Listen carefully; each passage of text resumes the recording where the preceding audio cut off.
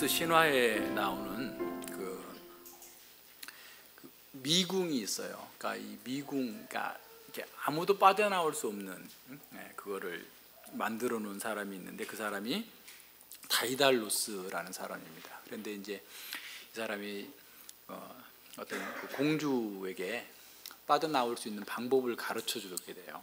왕은 절대로 가르쳐 주면 안 된다고 그랬는데 가르쳐 줘 가지고 이제 그 사람이 빠져나온 것을 알게 된 왕이 그 다이달로스하고 그의 아들 이카로스를 그 미궁에다가 가둬버립니다. 그러니까 자기가 만든 최고의 건축물, 그 크레타 섬에 있는 미궁 속으로 들어가 가지고 빠져나올 수 없는 상태에 처하게 된 거죠.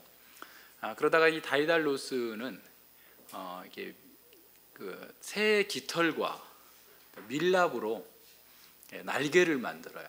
이 사람은 천재적인 게 그 건축가니까 그것도 한 거죠. 그러니까 얼마나 많은 깃털을 붙였는지는 모르겠는데 어쨌든 신화적인 얘기예요. 그래서 이제 날개를 만들어 가지고 미궁 속을 빠져나와요. 근데 이제 이카로스는 그의 아들도 같이 이제 날개를 하고 나왔는데, 야, 얼마나 멋있었겠어요. 옛날에. 그래서 사실은 나이트 형제가 그런 신화를 보고 영감을 받아서 막 이렇게 비행기를 만들려고 하고 그랬던 건데, 딱 떠서 이제 보니까 막 수많은 그 고깃배들, 뭐 섬들도 그냥 아주 먼지처럼 되고 막 이렇게 멋진 광경을 보면서 그냥 아버지보다 더 높이 날아갔어요. 아빠가 야, 위험하니까 너무 많이 올라가지 마, 안 돼, 이렇게 했는데도 자기는 더 짜릿한 경험을 하고 싶은 거예요. 더 짜릿한 어떤 뭔가를 얻고 싶은, 쾌감을 얻고 싶은 거죠. 그래서 더 높이 올라갔더니 태양빛에 밀랍이 녹아가지고 날개가 다 떨어져 나가서 바다에 추락해서 죽고 말아요. 그래서 이게 이카로스의 날개라는 말이 자신의 어떤 재능이나 조금 뭔가 가지고 있는 걸 가지고 교만하다가 망하는 사람들을 가리켜서 이카로스의 날개라고 하는데, 오늘 이 다니엘서 5장에 나오는 벨사살이 마치 이카로스의 날개처럼 자기가 가지고 있는 그 권력을 가지고서 감히 하나님을 모욕하다가 추락하는 그런 장면을 우리에게 보여주고 있습니다.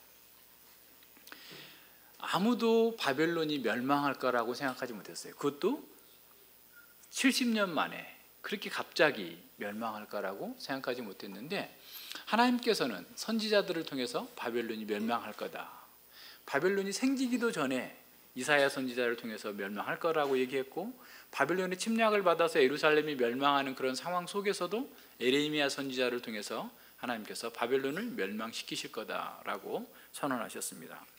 에레미야 25장 12절과 13절입니다. 나 여호와가 말하노라. 70년이 마치면 내가 바벨론 왕과 그 나라와 갈대아인의 땅을 그 죄악으로 인하여 벌하여 영영이 황무케 하되, 내가 그 땅에 대하여 선고한 바 곧 에레미야가 열방에 대하여 예언하고 이 책에 기록한 나의 모든 말을 그 땅에 임하게 하리니 그랬어요. 그러니까 에레미야 선지자를 통해서 바벨론과 주변 열방들이 멸망하게 될 것을 예언한 것처럼 70년 후에 반드시 그렇게 멸망시키시겠다라고 선언한 거죠. 5년밖에 안 되는 대통령직에 있는 사람도 교만해져 가지고 자기가 뭐 다 세상을 주무를 수 있는 것처럼 하는데, 70년 동안 이게 전 세계를 지배했었으니 바벨론의 교만이 또 얼마나 대단했겠어요.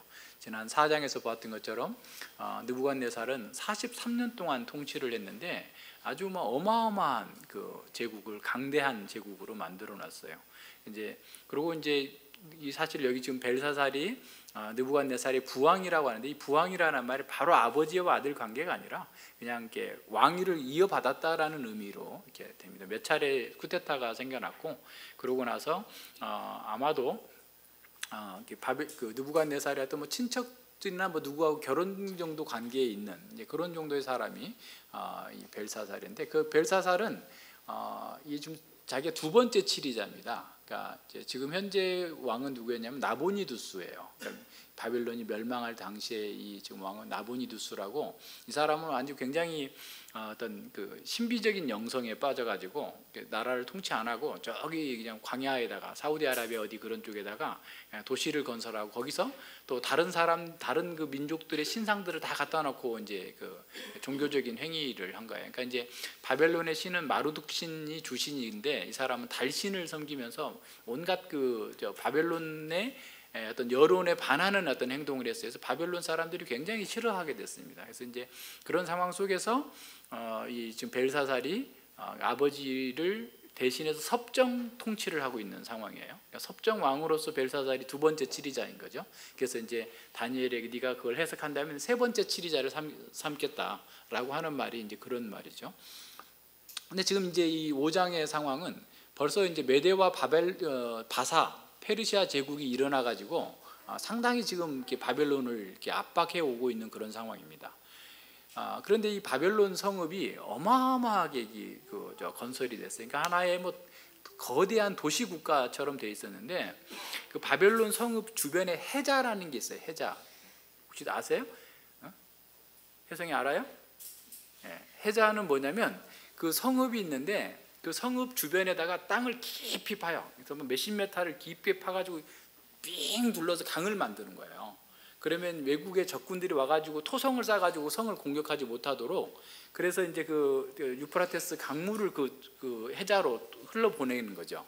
그러니까 쉽게 난공불락. 그런데 이 벽 두께가 제가 어디서 봤는데 한 5m 정도 돼요. 이 벽 두께가. 그러니까 5m면 상당히 여기 저 끝에서 끝까지인데 그 정도의 두께로 뭐 몇십 메타가 올라가 있어요.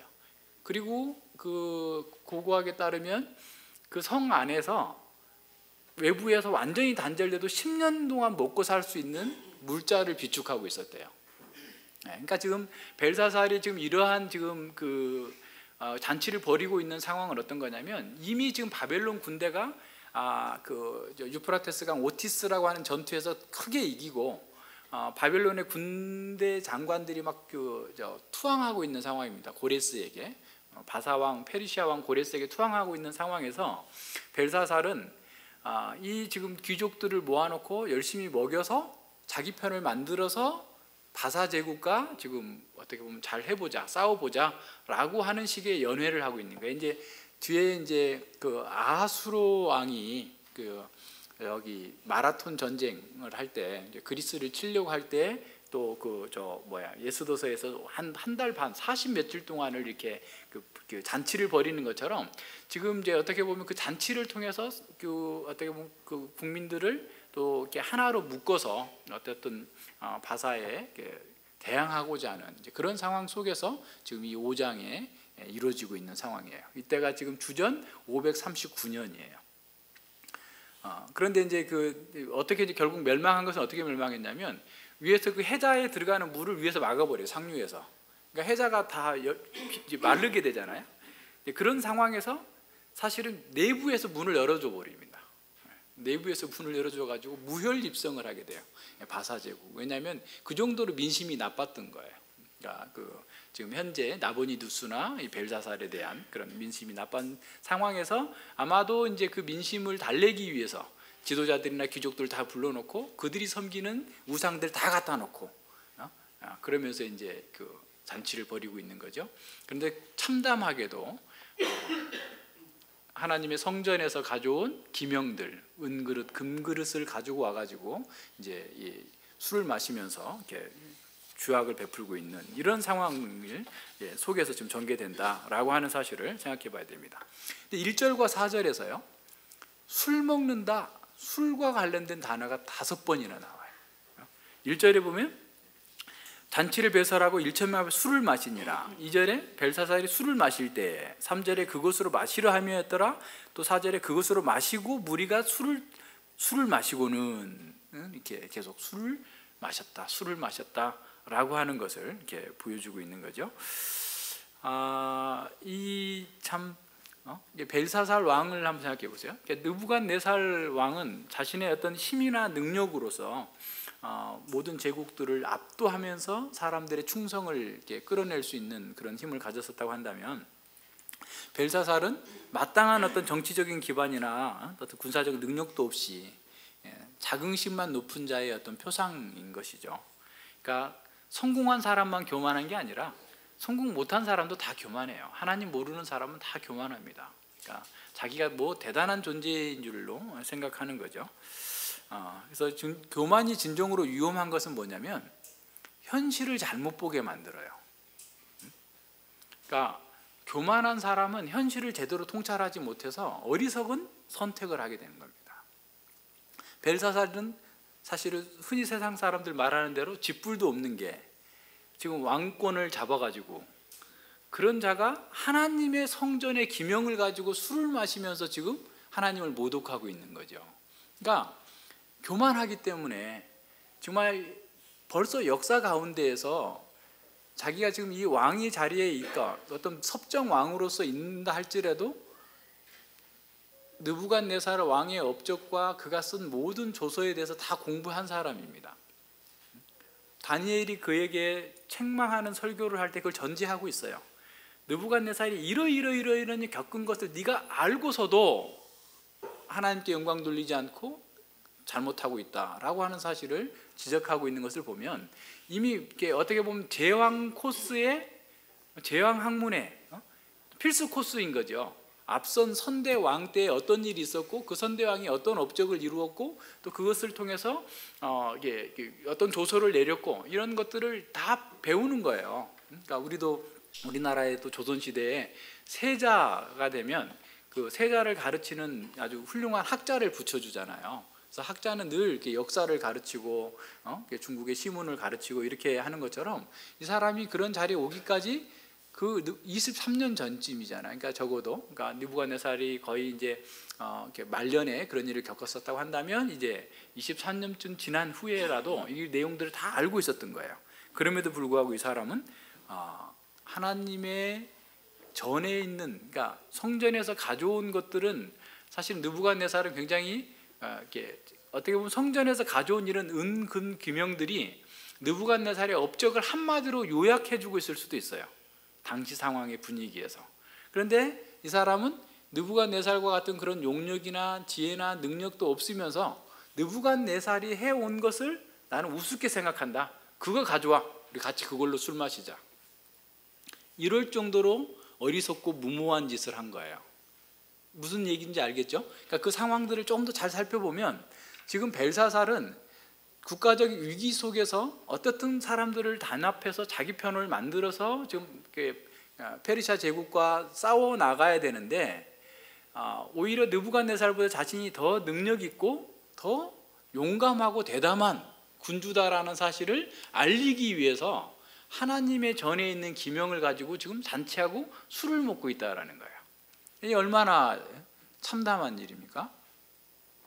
자, 그런데 여기서 앞서 얘기한 것처럼 술을 5번씩이나 마셨다라고 하는 얘기는 뭘 보여주겠어요? 그 정도로 지금 사람들이 하나님을 모독했다라는 거예요. 그러니까 하나님의 전의 기명을 가지고서 술을 마셨다라는 것. 교만한 사람들이 세상의 쾌락을 위해서 자기를 위해서 거룩한 것을 마음대로 불경건하게 모독하면서 사용할 수 있다는 것을 보여주는 거죠. 또 하나는 술에 취한 자들은 얼마나 망령된가를 보여줍니다. 근데 이 술 취함은 요한계시록까지 연결이 돼요.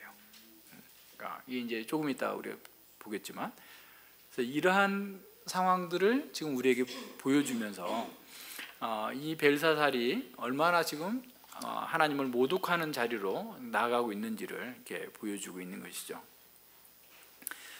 이런 교만한 행동은 단지 이교도가 무식해서 벨사살이 무식해서 이렇게 했다라는 정도가 아니라 오히려 이 앞서 얘기한 것처럼 느부갓네살의 어떤 그 업적보다 자신이 더 큰 업적을 이룰 수 있는 사람이다라는 사실을 과시하기 위해서 이와 같은 짓을 했다라는 사실을 우리는 생각해야 됩니다. 그래서 그런 우상들을 바벨론의 우상들을 다 모아다가 오히려 하나님을 모욕하고 그 우상들을 찬양함으로써 그 우상들의 힘을 얻고 그 우상들을 따르는 민중들의 지지를 받아내고자 하는 이런 그 의도에서 이와 같은 짓을 한 거죠. 하지만 하나님께서는 이런 사람들을 비웃으십니다. 시편 115편 4절과 5절에 보면 저희 우상은 은과 금이요 사람의 수공물이라. 입이 있어도 말하지 못하며 눈이 있어도 보지 못하며 귀가 있어도 듣지 못하며 코가 있어도 맡지 못하며 손이 있어도 만지지 못하며 발이 있어도 걷지 못하며 목구멍으로 소리도 못하느니라. 우상을 만드는 자와 그것을 의지하는 자가 다 그와 같으리로다. 좀 더 직접적으로는 이사야 46장 1절과 2절에서 바벨론의 멸망을 선언하면서 이렇게 합니다. 벨은 엎드러졌고, 이 벨이라는 말이 바벨론의 신을 얘기하거든요. 벨사살은 벨이 보호한다라는 그런 의미예요. 그러니까 벨은 엎드러졌고 느보는 구부러졌고, 마루드기 느보예요. 그러니까 다 신입니다. 우상들이에요. 그러니까 이사야 46장 1절과 2절에 그들의 우상들은 짐승과 가축에 실려왔으니 저희가 떼매고 다니던 그것은 피곤한 짐승의 무거운 짐이 되었도다. 움직이지도 못하고 그냥 무겁게 짐승에다 끌고 다니니까 짐승만 피곤해졌다라는 거죠. 그들은 구부러졌고 그들은 일제히 엎드러졌으므로 그 짐을 구하여 내지 못하고 자기도 잡혀갔느니라 라고 선언합니다. 벨사살과 그의 1,000명의 대신들과 후궁과 빈궁들이 함께 모여서 하나님을 모독하고 자신들의 우상을 찬양하는 이런 행동에 대해서 다니엘은 23절에서 이렇게 고발합니다.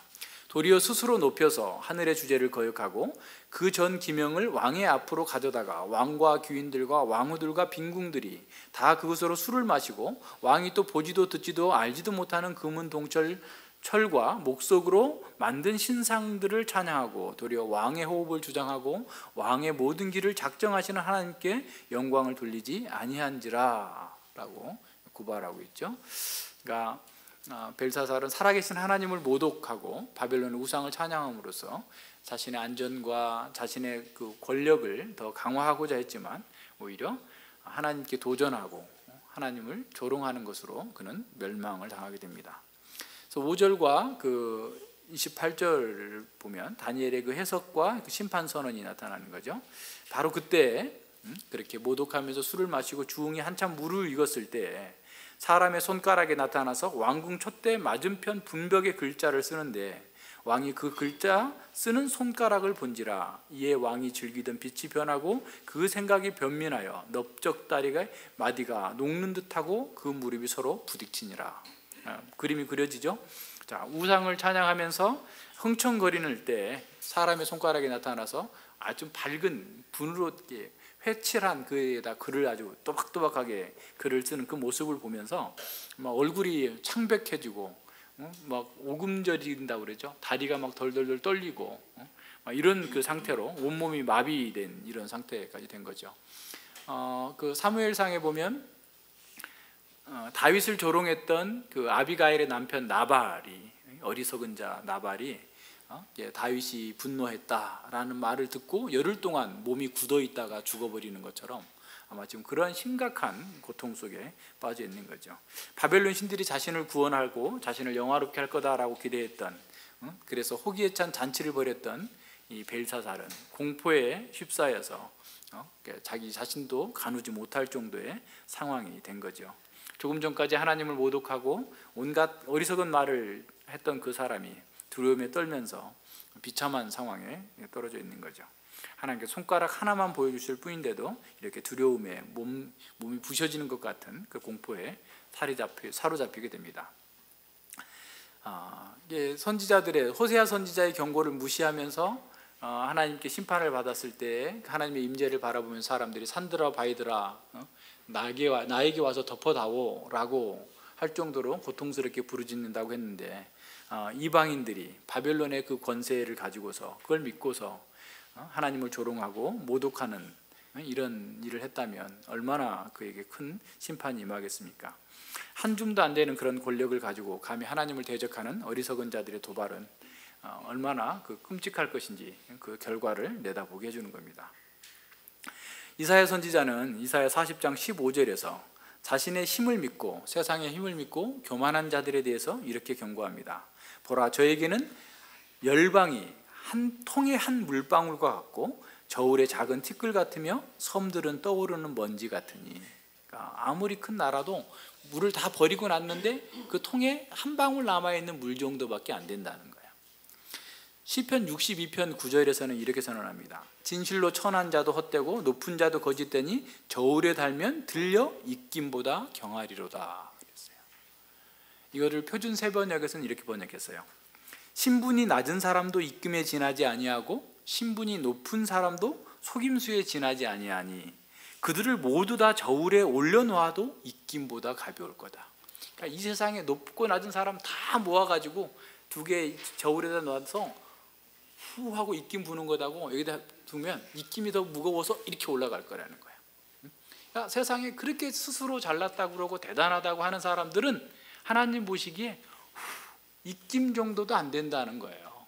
그런데 사람들이 얼마나 교만한지, 얼마나 자신이 잘났다고 하는지 하나님께서 비웃고 계시는 거죠. 벨사살 이런 상황에서 황급하게 바벨론의 모든 박사들을 다 불러오죠. 자, 저게 뭐냐? 읽고 좀 해석 좀 해다오. 근데 바벨론의 박사들은 해석은 고사하고 읽지도 못하는 거예요. 그래서 막 온통의 그 1000명이 넘는 사람들이 공포의 도가니 속에서 바들바들 떨고 있을 때 태우가 나타나서 그의 어머니가 나타나서 자, 다니엘이라는 사람이 있으니 다니엘을 좀 불러서 한번 해석해달라고 부탁해봐라. 그래서 다니엘이 불려 나오게 된 거죠. 자, 근데 다니엘은 와가지고 이게 해석하기 전에 설교부터 합니다. 벨사살의 죄와 문제를 고발하면서 책망하는 설교부터 하는 거죠. 먼저 다니엘은 느부갓네살이 겪었던 그런 모든 일들을 다 열거하면서 느부갓네살이 교만하게 행하자 왕위가 폐위당했고 그 영광을 빼앗기고 인생 중에 쫓겨나서 마치 들짐승과 같았고 소처럼 풀을 먹고 살았던 그런 일들을 당신이 알고 있지 않느냐. 그래서 오직 하나님만이 이 세상을 주관하신다는 것을 알고 난 후에야 그가 회개한 후에야 비로소 복직됐는데 당신이 지금 그 하나님을 모욕했다고 라고 하면서 그들의 죄를 지적하고 있는 거죠. 22절과 24절을 보세요. 벨사살이여 왕은 그의 아들이 되어서 그것을 다 알고도 오히려 마음을 낮추지 아니하고 도리어 스스로 높여서 하늘의 주제를 거역하고 그 전 기명을 왕의 앞으로 가져다가 왕과 귀인들과 왕이 또 보지도 듣지도 못하는 금은 동철과 목석으로 만든 신상들을 찬양하고 도리어 왕의 호흡을 주관하시고 왕의 모든 길을 작정하시는 하나님께는 영광을 돌리지 아니한지라. 그러므로 그의 앞에서 이 손가락이 나와서 이 글을 기록하였나이다 라고 얘기하는 거죠.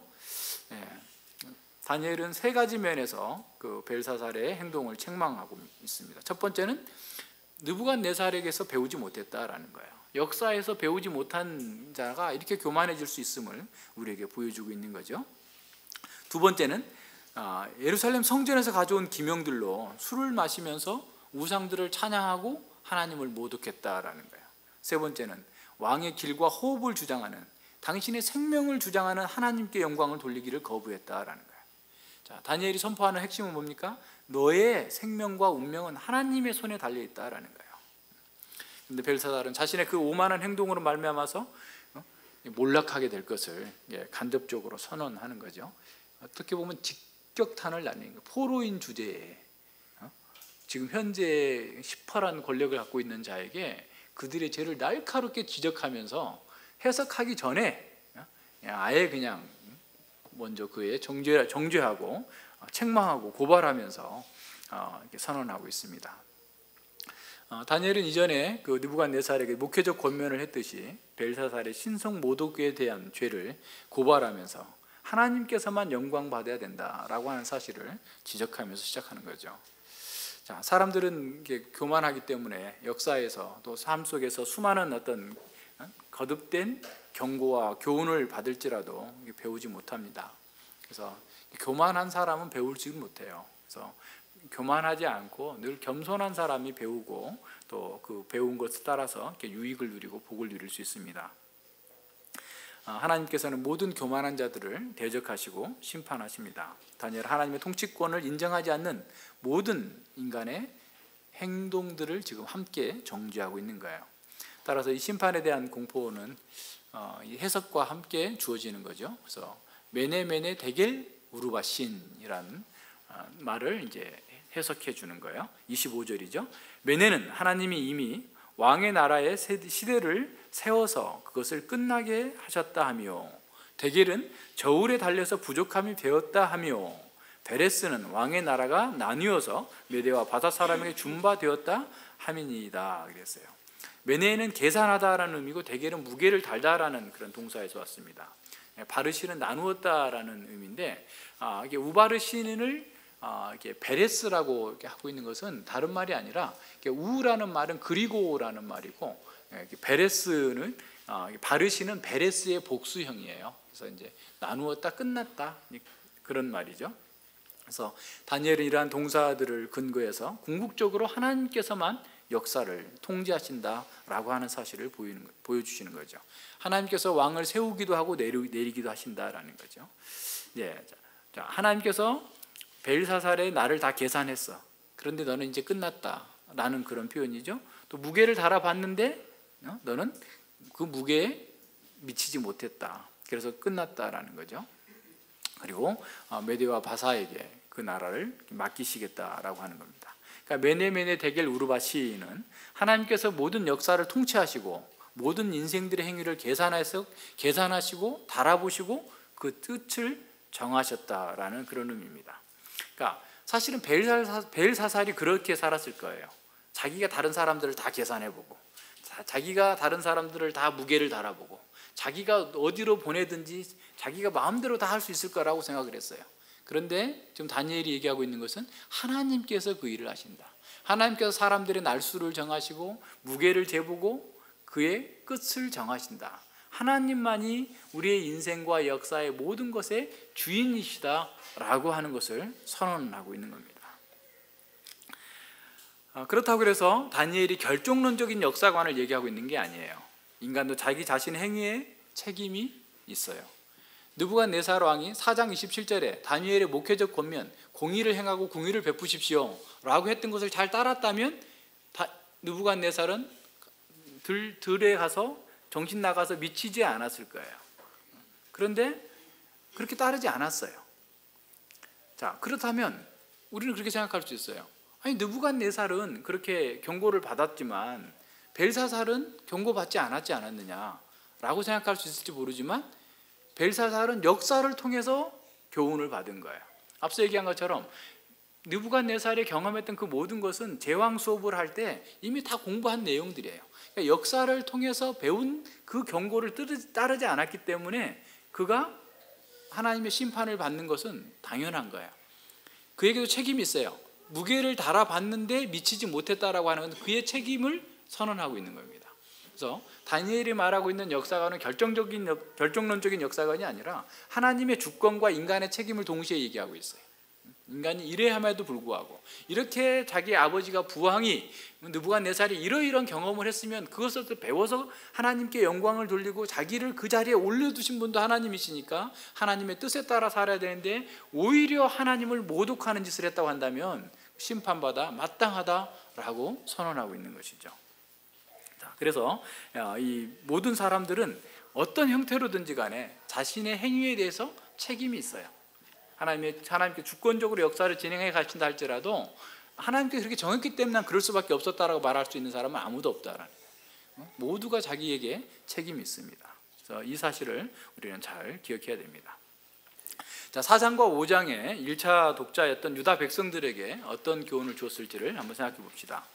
포로로 잡혀서 지금 70여 년 동안을 고통 속에서 보내고 있는 유다 백성들에게 느부갓네살의 고백과 벨사살 왕의 멸망은 역사를 주관하시는 그 하나님만을 의지해야 된다라는 사실을 교훈해 주고 있어요. 뿐만 아니라 유다가 패망해서 지금 자신들이 포로로 살고 있는 이 고통 가운데 있는 것은 느부갓네살처럼 자신들도 교만해서 멸망했다라는 사실을 기억하도록 한 겁니다. 그러니까 이스라엘이든 유다든 그 이방 나라든 어느 나라도 교만하면 하나님께서 되게 치신다라고 하는 사실을 깨닫게 하는 거죠.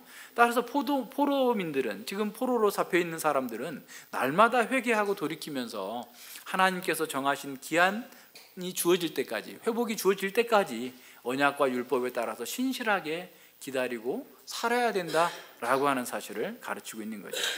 더 나아가서 그것이 어떤 상황이든지 간에, 죽을 것 같은 그런 고통스러운 상황이든 잘 나가는 그런 상황이든 간에 벨사살 왕처럼 고의적으로 하나님을 모독하는 죄는 회개할 기회도 없이 멸망을 당하게 된다는 사실을 경고해 주고 있는 겁니다.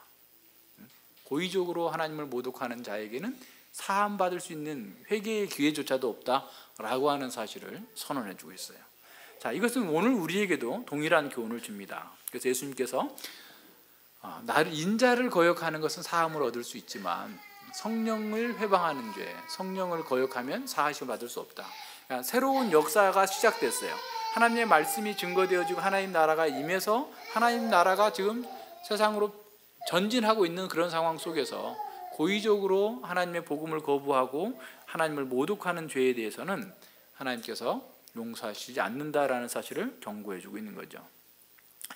데살로니가 5장 19절로 22절에서도 사도 바울은 이렇게 선언합니다. 성령을 소멸치 말며 예언을 멸시치 말고 범사에 하려 좋은 것을 취하고 악은 모든 모양이라도 버리라. 우리 모든 상황 속에서 해당되는 말이에요. 특별히 하나님의 말씀을 받는 그런 자로서의 우리의 위치에서 하나님의 말씀을 잘 받고 순하게 받고 고난의 상황에서도 순하게 받고, 그리고 그 말씀 안에서 내가 자신을 찾으려고 해야지.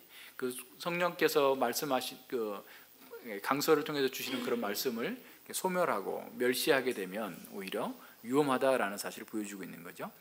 자, 신성 모독은 하나님의 영광을 위해서 사용돼야 될 것, 또 하나님께 속한 것들을 자기와 세속적인 목적으로 남용하는 것을 신성 모독이에요.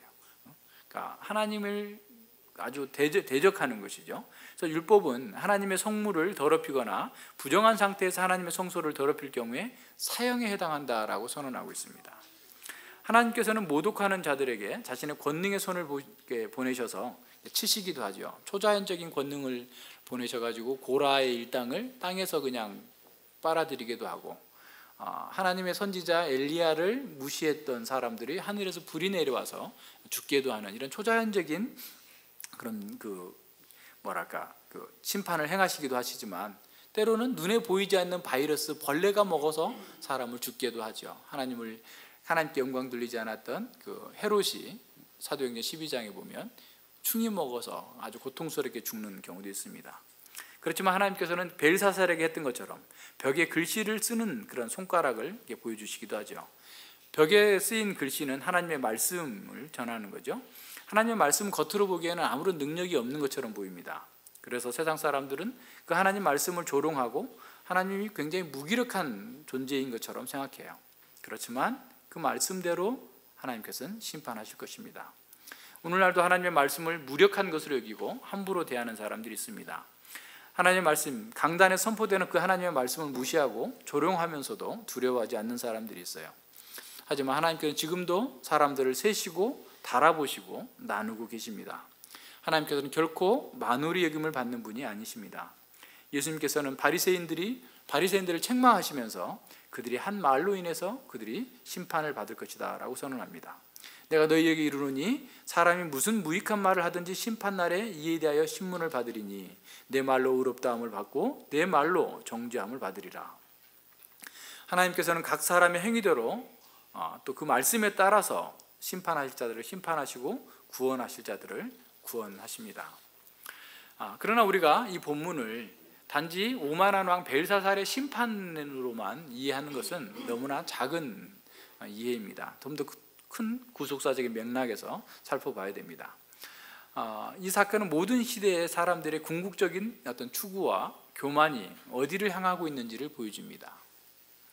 요한계시록은 하나님을 회방하는 사단의 세력들이 계속해서 등장하면서 참남된 말, 모독하는 말을 하는 것을 보여줍니다.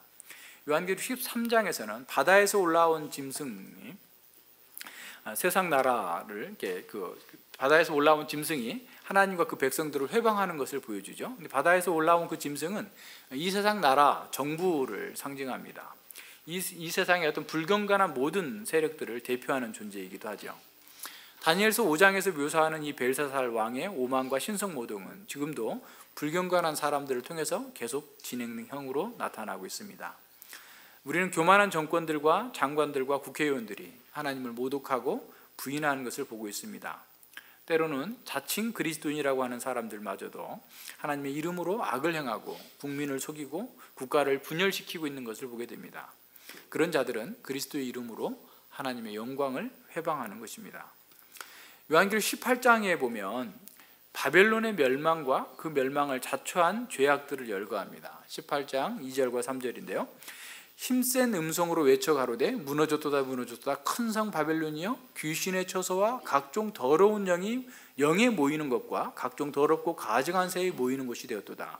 그 음행의 포도주를 인하여 만국이 무너졌으며 또 땅의 왕들이 그로 더불어 음행하였으며 땅의 상고들도 그 사치의 세력을 인하여 치부하였도다 하더라 그랬어요.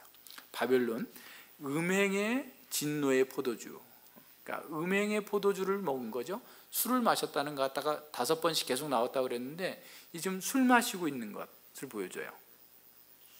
자, 벨사살이 술을 마시기 위해서 성전의 기구들을 사용한 것처럼 종말까지 계속될 바벨론, 이 세상 나라는 자기의 쾌락과 사치, 자기 영광을 위해서 하나님께 속한 것들을 가지고 남용하고 모독할 것을 우리에게 보여줍니다. 따라서 이런 신성 모독을 통해서 쾌락을 얻고 치부한 자들은 영원한 멸망이 확정되어져 있어요. 이미 선고가 끝났고 그 멸망이 집행만 남아있는 것이죠. 시간만 남아있습니다. 오늘날 우리 문화는 퇴폐와 향락, 사치를 위한 치부와 번영으로 요약할 수 있습니다. 이런 문화 속에서 하나님을 모독하는 행동마저 아무 저항 없이 받아들여지고 있습니다. 공립학교 교과서에서 진화론이 공개적으로 가르쳐지고 있고 어떤 국회의원은 진화론을 옹호하면서 창조론을 조롱합니다. 하나님을 모독하는 사상들이 공립학교에서 여과 없이 가르쳐지고 있고 피조물들에게 찬양과 영광을 돌리기 위해서 하나님을 조롱하고 있습니다. 정부는 하나님의 법에 반하는 그런 행위까지 입법을 통해서 보호하려고 하고 있습니다. 영화와 책과 신문에서는 하나님의 이름을 모독하는 농담들을 쏟아내고 있습니다. 이런 벨사살과 같은 오만한 정신이 이 시대의 학문과 사상들에 가득 차 있다는 것을 우리는 볼 수 있어야 됩니다. 우리가 정말 두려워해야 될 것은 우리와 우리 자녀들이 이런 문화에 저항하지 않고 그냥 그것에 순응하며 사는 것이죠. 우리 시대의 많은 유명 인사들이 하나님을 무시하고 조롱하고 있습니다. 어쩌면 그런 일들이 일상적으로 벌어지고 있죠. 이런 바벨론의 포도주를 우리도 마시고 있는 것은 아닌지, 바벨론의 신성 모독이 우리 교육과 언론 또 사회 문화의 모든 영역에서 나타나고 있습니다. 심지어 교회 안에서도 하나님의 말씀을 이용해서 자신과 세상의 영광을 추구하는 신성 모독이 벌어지고 있습니다. 그런데 우리는 이런 문화에 저항하고 있는가? 아니면 그런 문화를 모른 채 하고 있는가? 아니면 그런 문화를 함께 즐거워하고 있는가? 만약 우리가 그렇다면 우리 역시 음행의 포도주를 거룩한 그릇에 담아 마시고 있는 것과 같습니다. 우리는 하늘로부터 들려오는 그 음성을 들어야 됩니다. 요한계시록 18장 4절과 6절입니다. 내 백성아 거기서 나와 그의 죄에 참여하지 말고 그의 받을 재앙들을 받지 말라. 그 죄는 하늘에 사무쳤으며 하나님은 그의 불의한 일을 기억하신지라. 그가 준 그대로 그에게 주고 그의 행위대로 갑절을 갚아주고 그의 섞은 잔에도 갑절이나 섞어 그에게 주라. 세상의 정신에 취해서 신성 모독을 하는 자들의 죄는 하늘에 사무쳤다라는 겁니다. 그들의 죄는 하나님을 직접 겨냥한 것이기 때문에 용서받을 수 없습니다. 그들에겐 더 이상 회개의 기회조차 주어지지 않을 것입니다. 그들의 행위대로 갑절로 갚음을 받게 될 것입니다. 따라서 우리는 그런 자들의 술자리, 불경건한 삶의 방식, 그들의 사상들 속에서 나와야 됩니다. 우리는 하나님을 조롱하는 그런 술잔치에 참여하지 않아야 됩니다. 오늘 크리스마스라고 성탄절이라고 세상에 온갖 잘못된 문화들이 교회에 들어오고 교회 성도들마저 세상의 어떤 문화를 즐기고 세상에 하는 것처럼 그렇게 하고 있는 그런 것들을 잘 생각해 봐야 돼요. 그것 또한 우리가 지금 바벨론의 음행의 포도주를 마시고 있는 것은 아닌지, 우리가 즐겁기 위해서, 잘 보이기 위해서, 사람들에게 뭔가 나타내 보이기 위해서 그런 세상 문화에 좋아 보이는 것들을 우리가 가져오고 있는 것은 아닌지 점검해 봐야 됩니다. 우리는 겸손하게 하나님의 주권을 인정하는 것으로 하나님께 찬양과 영광을 돌려드려야 됩니다. 세상에 모독하는 소리가 커지는 만큼 주님께서 다시 오실 날이 점점 가까이 오고 있습니다. 우리도 주변 사람들이 하나님을 모독하는 것을 들을 때 마음이 상하고 낙심이 될 수도 있습니다. 악은 점점 강해지는데 하나님은 행동하시지 않는 것처럼 보이기도까지 합니다. 하나님은 악인들의 조롱을 모른 척 하시는 것 같습니다. 그러나 바벨론의 술잔치는 곧 끝나게 될 것입니다. 그들이 술 취해서 하나님을 모독하는 소리가 커질수록 예수님께서 다시 오실 날이 가까웠다는 시대의 표적입니다. 성경의 모든 예언은 왕궁 벽에 쓰인 글자처럼 1.1억도 떨어지지 않고 완벽하게 성취될 것입니다. 우리 역시 바벨론의 술에 취해 짓거리는 오만한 자들의 그런 모독하는 말을 참고 들어야 할 때가 있습니다. 그러나 그때 우리도 이렇게 외쳐야 됩니다. 메네 메네 데겔 우르바신. 하나님께서 세시고 하나님께서 달아보시고 하나님께서 끝내실 것이다. 하나님만이 역사의 주관자시다 라고 우리가 외치면서 견디어내야 됩니다. 우리는 세상 사람들에게 능력 없는 것으로 여겨지는 하나님의 말씀을 가졌습니다. 하지만 우리는 그 말씀을 읽고 해석하는 능력이 있습니다.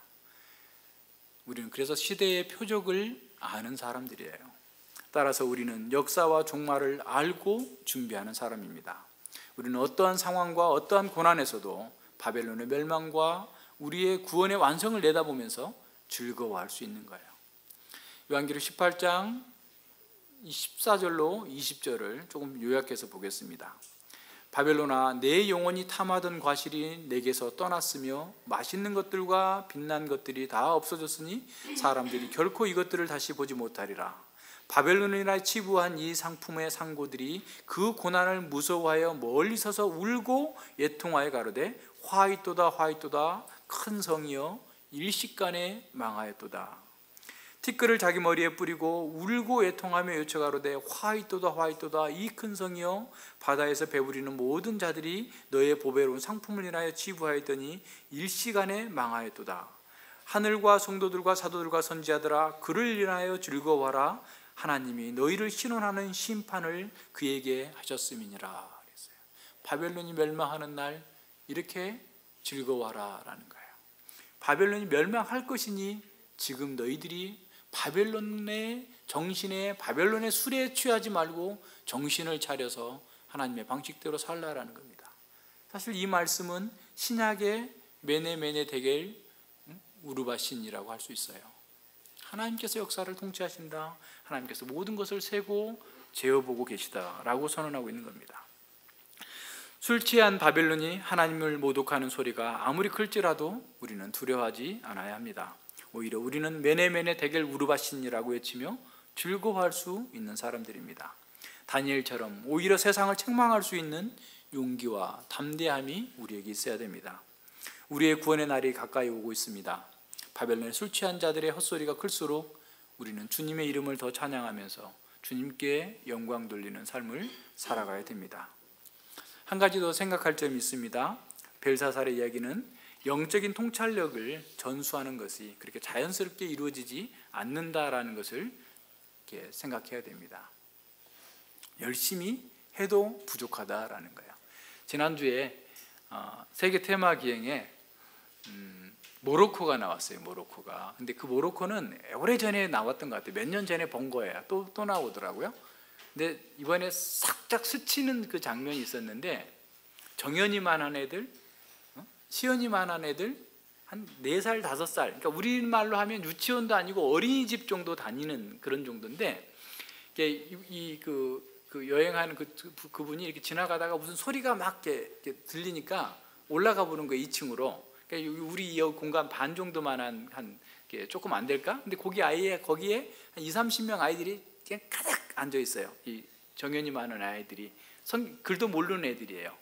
근데 걔들이 뭘 하느냐? 뭘 하겠어요? 무슬림 교리를 배우는 거예요. 이슬람 교리를.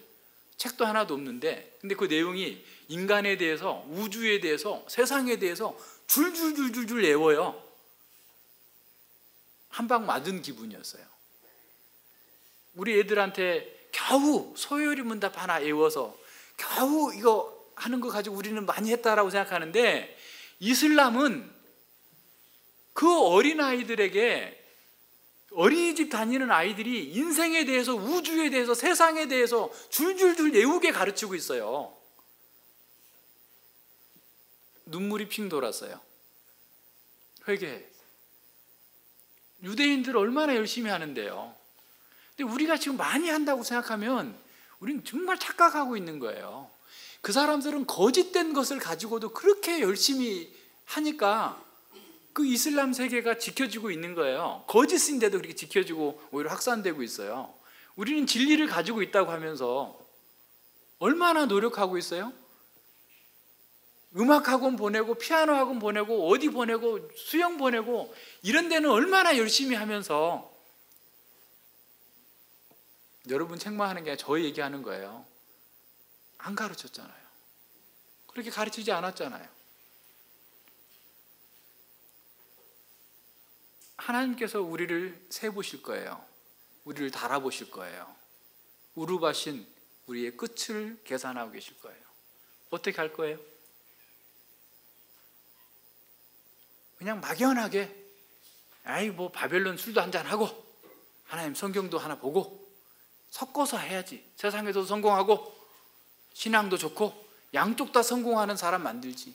다니엘을 보면서도 늘 그렇게 생각하는 거예요. 세상에서도 성공하고 신앙도 좋고 그런 아이 만들어내자, 그렇게 생각하고 있는 거예요. 근데 우리 아이들이 그냥 예배당에 와 있으면 그냥 가만히 다 될 거라고 생각하세요? 지금 공립학교에서 바벨론의 술을 계속 마시고 있는데, 짐승의 표를 계속해서 찍히고 있는데 너무 태평한 거 아니에요? 생각해 봐야 돼요. 느부갓네살 왕이 그렇게 경험해서 그 조서를 내려서 제국에 있는 모든 사람이 다 알도록 내려놨던 그 모든 공표했던 내용들이 그 왕에게 전달되지 않았어요.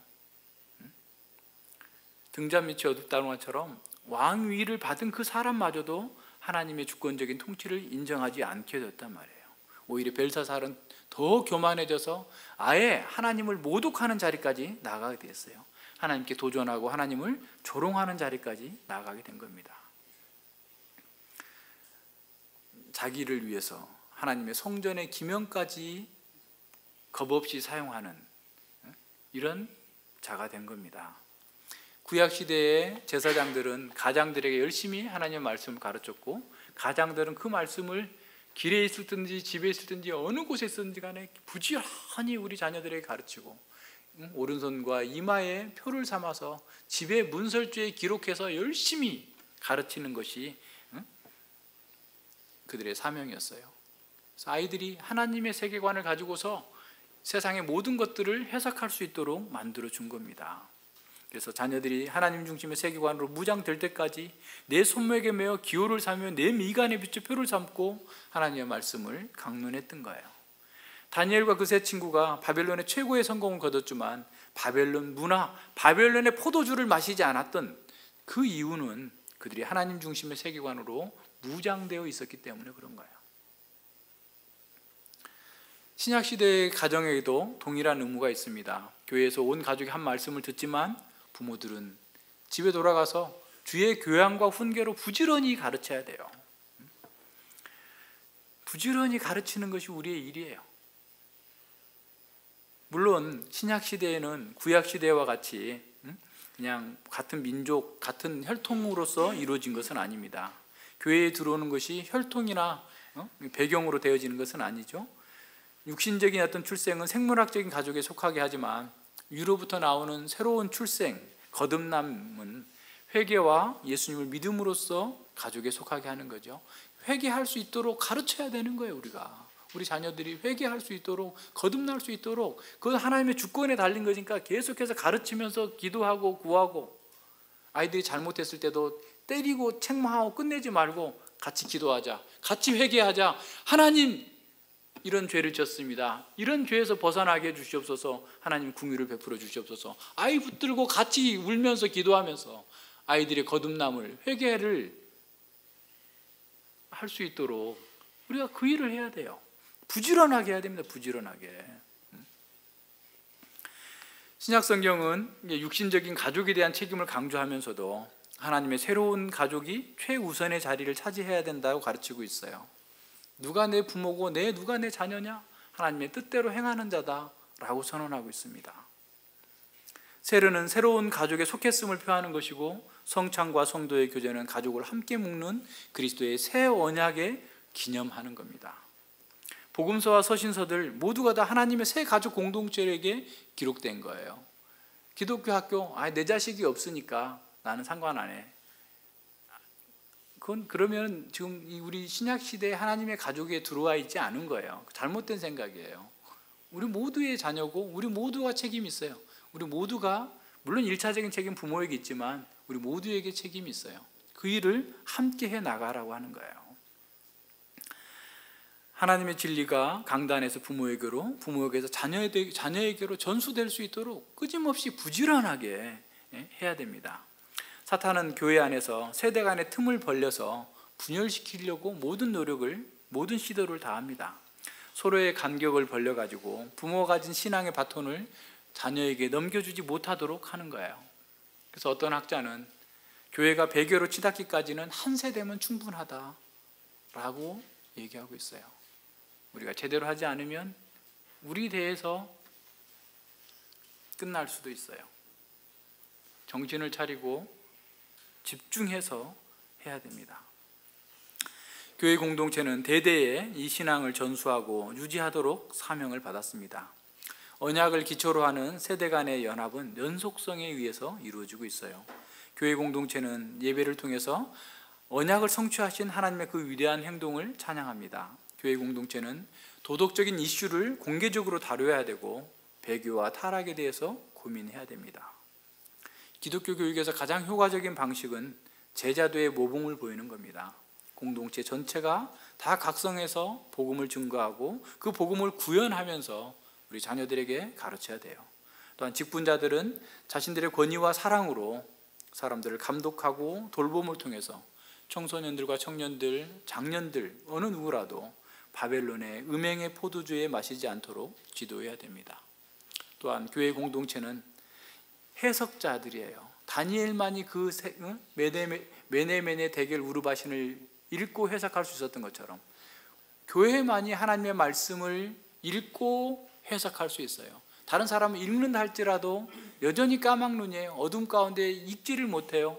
그러나 교회는 진정한 해석자로서 성경을 읽고 시대의 표적을 해석해줘서 세상 문화의 한계와 세상의 문화의 거짓을 폭로해 줘야 됩니다.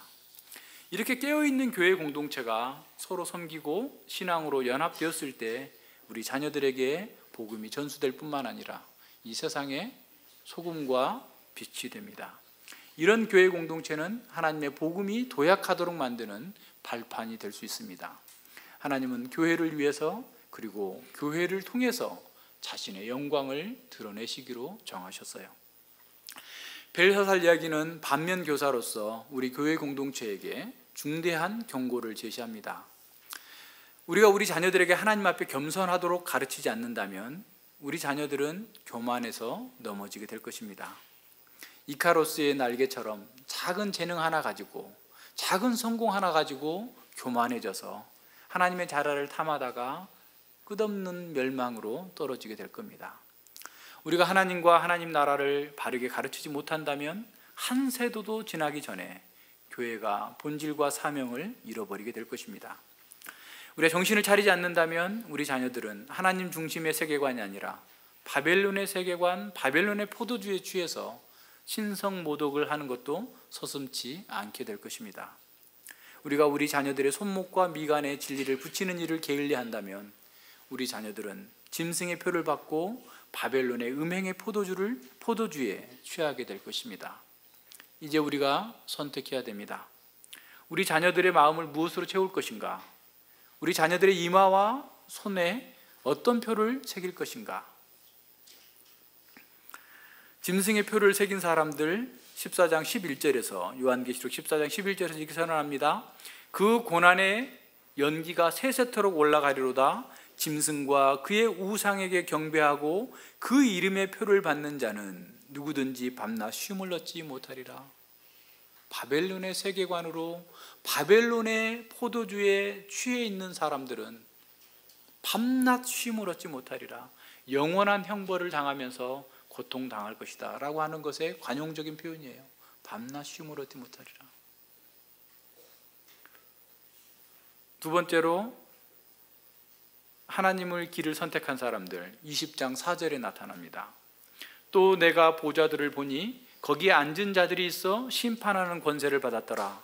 내가 보니 예수의 증거와 하나님의 말씀을 인하여 목배임을 받은 자들의 영혼들과 또 짐승과 그 우상에게 경배하지도 아니하고 이마와 손에 그의 표를 받지도 아니한 자들이 살아서 그리스도로 더불어 1000년 동안 왕노릇하리니. 짐승의 표를 받지 않는 사람, 그 이마와 손에 그리스도의 이름이 새겨져 있는 사람, 하나님 중심의 세계관을 가진 사람, 하나님만을 영화롭게 하기로 결단하며 살았던 사람들은 비록 목배임을 당하는 순교의 과정을 겪는다 할지라도 그들은 살아서 영원토록 그리스도와 함께 왕노릇할 것입니다. 우리 자녀들에게 영원한 형벌과 영원한 왕노릇을 하는 것을 할 수 있도록 하는 것은 지금 우리가 어떤 선택을 하느냐에 따라서 달라질 수도 있다고 해도 과언이 아닙니다. 여러분 어떤 선택을 할 것입니까? 지금 선택해야 됩니다. 지금. 요한계시록 18장 4절과 6절을 같이 읽겠습니다. 6절. 내 백성아 거기서 나와 그 죄에 참여하지 말고 그의 받을 재앙들을 받지 말라.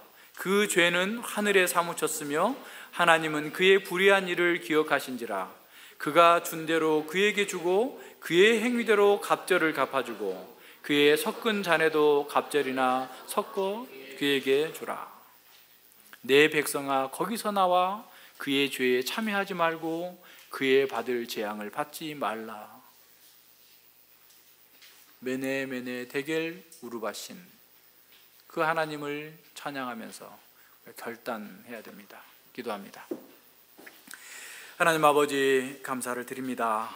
저희들이 어리석고 무지하고 또 교만하기까지 하여서 참으로 우리가 가지고 있는 아주 작은 것 가지고도 교만해져서 하나님을 모욕하고 무시하는 그런 죄들을 지었기 때문에 우리를 대신하여서 하나님의 아들이 십자가에 못 박혀 죽으셔야만 했다는 사실을 기억하고 감사와 찬양과 영광을 돌려드립니다. 아버지 하나님, 저희들 또한 벨사살처럼 세어보고 달아보고 또 끝내봐도 아무것도 남는 것이 없는 무익한 자들이었음에도 불구하고 주님께서 저희들을 구원하셔 주셨사오니 아버지여, 저희들이 이제 이 역사를 주관하시는 분, 우리의 인생의 주인이신 분이 오직 하나님이시고 영광과 찬양을 받으셔야 할 분이라는 사실을 알고 늘 범사에 신중하게 주님을 이름을 부르며 주님께 영광을 돌리는 삶을 살아갈 수 있도록 함께하여 주시옵소서.